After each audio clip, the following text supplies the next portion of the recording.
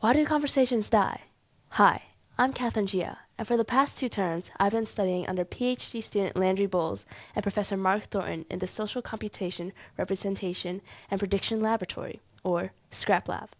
I've used this opportunity to explore some of my most pressing questions about interpersonal impressions during conversations. From my experience of teaching Chinese to young kids, I found that conversations died frequently or were unengaging. This leads me to ask, how can I make meaningful engagement with my students to give them a better education?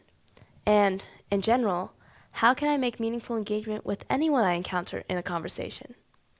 Using the data I'm helping to collect here in the testing space, I may be able to answer those questions. In a study of group conversations, we are collecting live, naturalistic social interaction data of groups of 4 having an unconstrained conversation. A single experimental session is structured like this.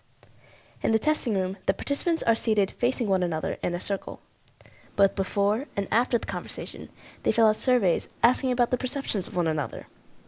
During the conversation, 2 monocular cameras are set around the periphery and one 360 camera in the center. They capture body position, facial expression, and movement. Each participant also wears a microphone, recording their individual transcripts. And for 30 minutes, the participants have an unconstrained conversation. Unconstrained meaning no prompts, and the participants can talk about whatever they would like. Then, we use pre-trained deep neural networks to extract the speech patterns of participants from the recordings.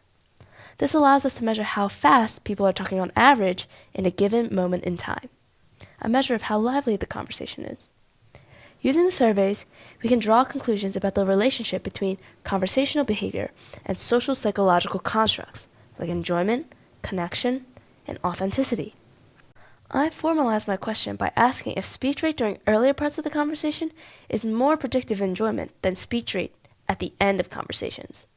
Speech rate, an indicator of the liveliness of a conversation, can be calculated by measuring the average number of words spoken by each participant during a small window of time. By chopping the conversation up into bins, I can see if earlier bins have a higher correlation between speech rate and conversational enjoyment than later bins. This analysis answers the question as to whether conversations might have critical periods.